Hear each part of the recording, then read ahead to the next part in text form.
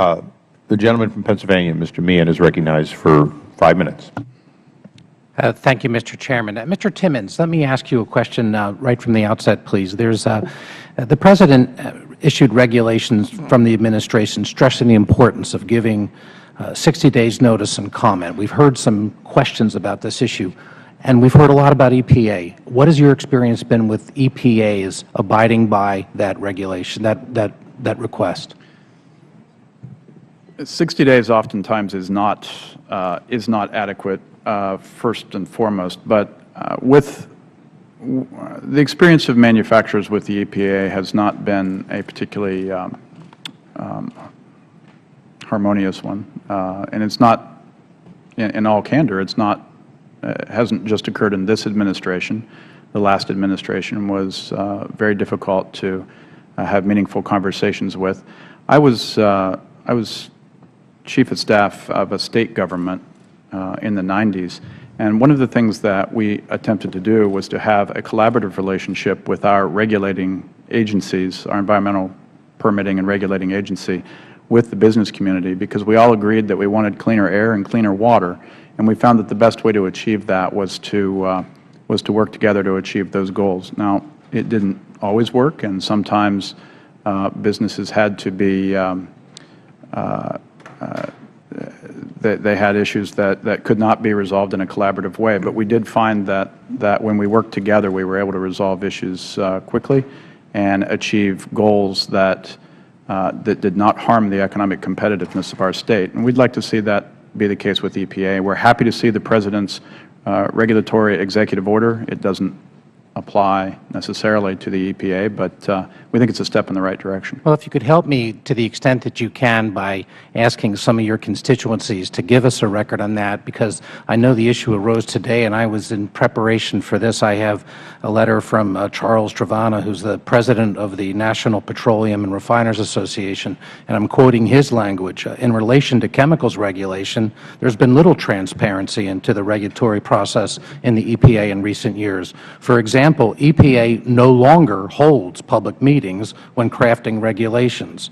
In the past, they routinely held public meetings. So I know this is an issue. I have 2 refineries, 2,000 direct jobs in my backyard. We keep talking about sending jobs overseas. We're competing with refineries overseas that it's cheaper for them to send oil refined from Nigeria into my backyard than it is for my refineries to do that. And those 2,000 jobs are teetering on the line by virtue of these EPA policies.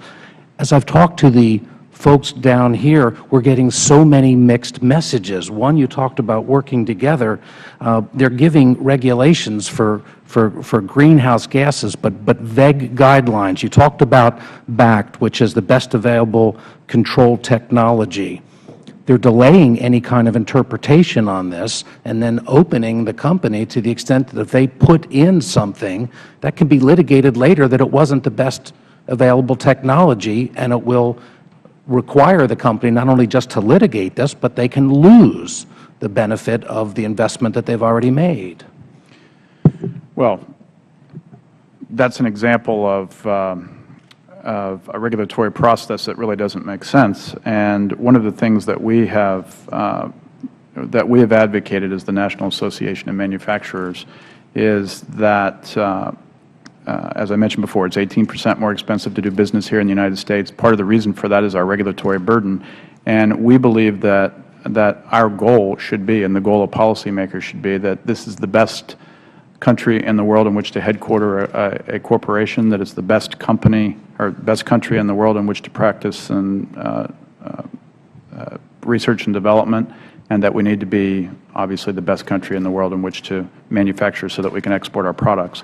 The only way to do that is to have lower costs for manufacturers, including regulatory burdens and common sense regulatory processes that don't have manufacturers saying it doesn't make sense to do business in this country anymore. I know that Boeing is one of your constituents as well, Congressman, and every day they have to spend a tremendous amount of their resources trying to ensure that they comply with regulations, and they spend an enormous amount of resources in doing that.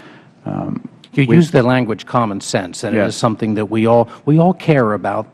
Air quality, to be sure. We need to focus on it. But CAA regulations right now in my very refineries are requiring the facilities to install advanced technologies.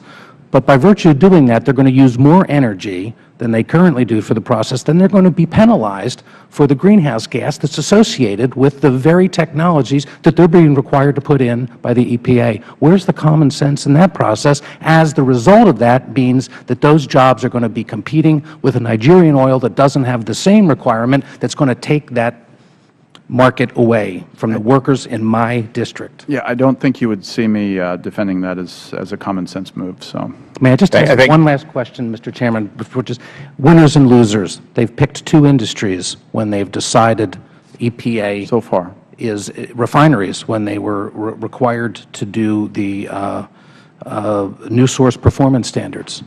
How can agencies pick winners and losers in the private market with regard to which regulations that the gentleman can answer briefly. Well, I think the bottom line, Congressman, is they shouldn't, and the free market should be allowed to determine who's going to succeed in our economy, and by so doing, I think we'll end up creating long-term economic growth.